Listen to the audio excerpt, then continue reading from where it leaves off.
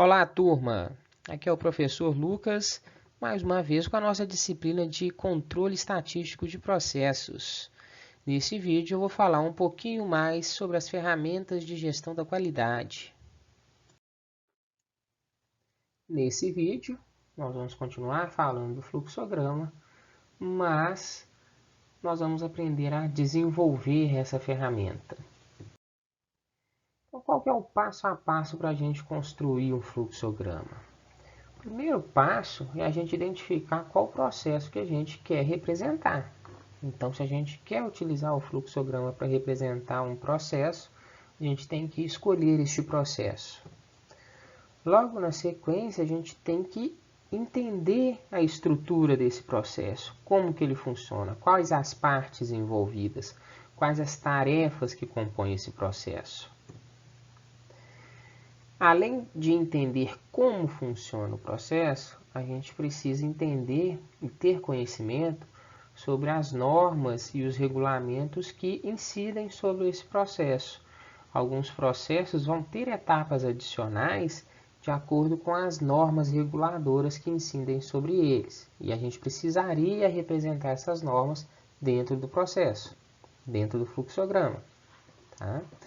A gente precisa também entender como que as áreas que estão envolvidas naquele processo, como elas se integram, ou seja, como cada área conversa entre si, qual que é a responsabilidade de cada área e como que, em que momento a gente vai deixar de tratar com uma área específica para tratar com outra área específica. Né? É aquela mesma ideia do exemplo anterior, né? Em que momento que a gente vai tratar com a área de estoque, em que momento que a gente vai deixar de tratar com o estoque para começar a tratar com produção. São duas áreas diferentes. Quando que a gente vai tratar de cada um? Quando que uma vai conversar com a outra? Quinto passo é limitar o procedimento, para a gente não dispersar o que a gente está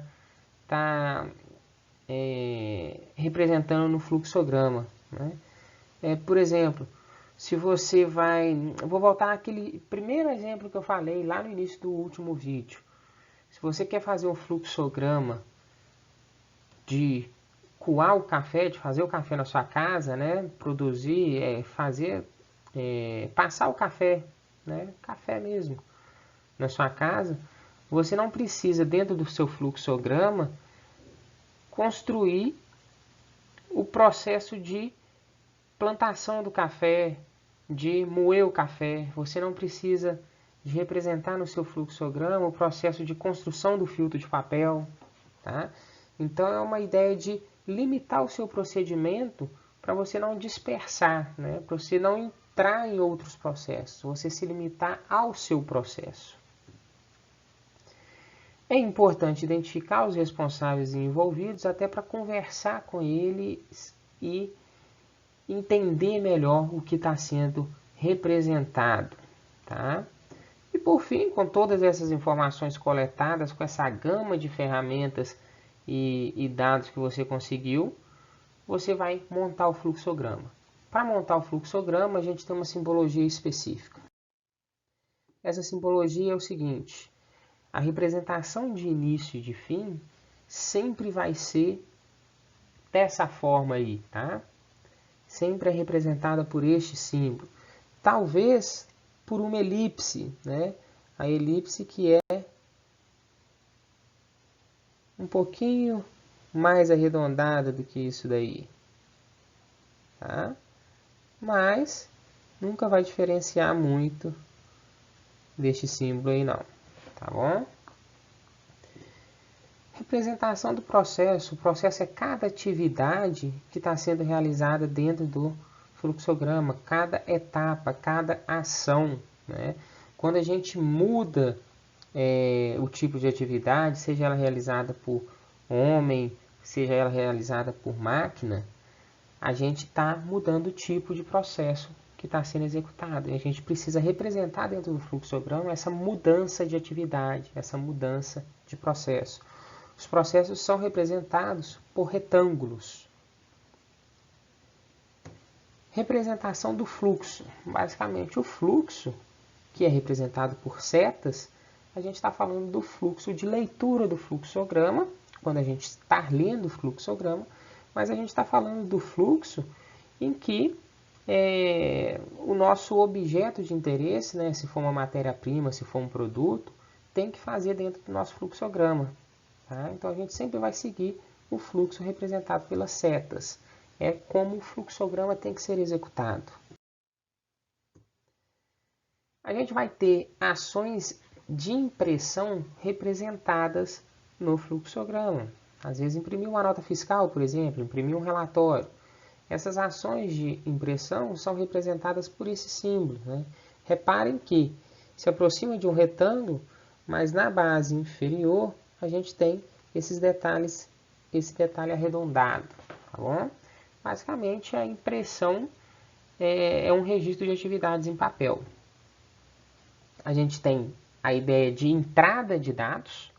Então, quando a gente precisa entrar com dados no nosso processo, a gente chama de leitura. E a leitura é representada por este símbolo. Tá bom? Importantíssimo. Isso daqui é o símbolo básico, né? A estrutura básica de funcionamento de um fluxograma. Tomadas de decisão. Sempre que a gente tem uma condição para ser avaliada, né? Tem produto em estoque ou não tem?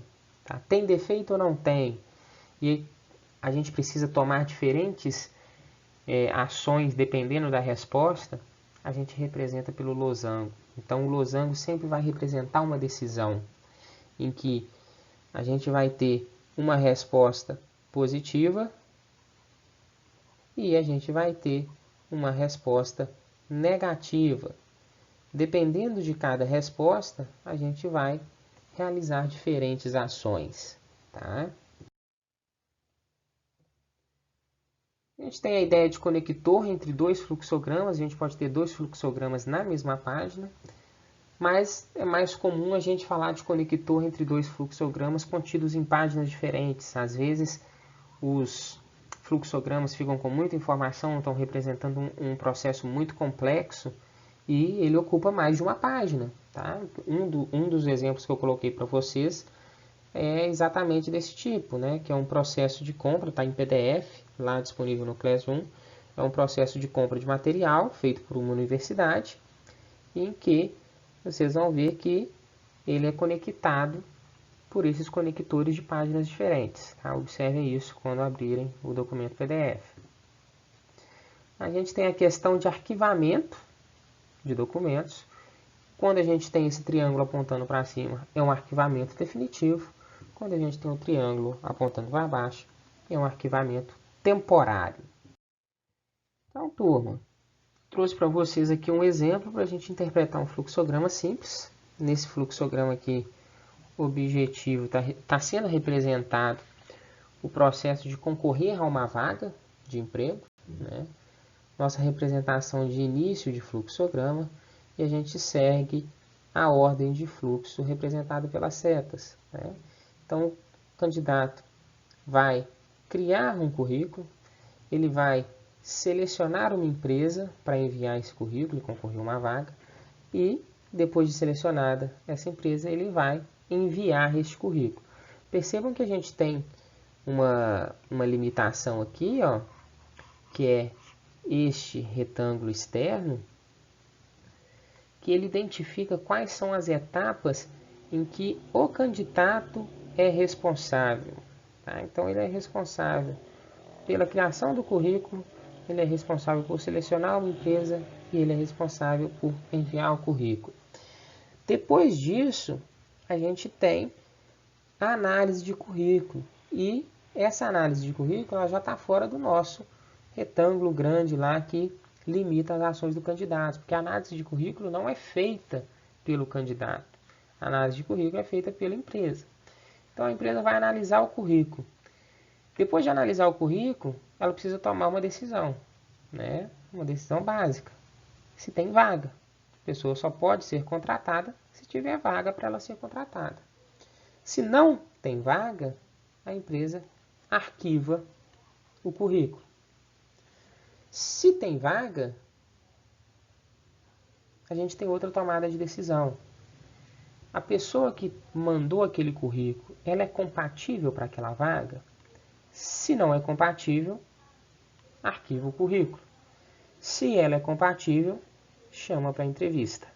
E na entrevista, pelo menos o processo que nós estamos representando aqui é finalizado. Tá? Então, o nosso processo é finalizado pela entrevista. Tá bom? Um outro exemplo de compra. Tá? Eu só queria colocar esse exemplo para vocês repararem que é uma outra forma de representação de setor, né? Aqui o setor de estoques, aqui o setor de compras, aqui o setor de finanças, aqui o setor de pagamentos. E que dentro de cada setor, os fluxogramas vão sendo construídos, né? O fluxograma vai sendo construído com todas as etapas e a gente consegue perceber, ó, onde que estoques se comunica com compras, né? Onde que compras se comunica com estoque. Como que o pagamento vai comunicar com estoque. Tá? E fica bem nítido neste tipo de fluxograma como cada área, cada departamento se comunica com outro departamento. Então, agora que vocês já têm um conhecimento sobre fluxograma, até construção e interpretação, eu deixo aí duas atividades. Essas atividades não precisam ser entregues. Tá? A primeira atividade é vocês abrirem os documentos que estão em anexos nessa aula, lá no Classroom, e analisar aqueles fluxogramas. Vocês vão perceber que eu tenho um primeiro fluxograma que diz respeito à compra de material, mas de uma universidade federal, então envolve um processo de licitação. Tá? Esse fluxograma está dividido em 4 páginas. É muito interessante, tem muita informação e é bom compreender ele justamente para gerar dúvidas e a gente poder conversar sobre essas dúvidas.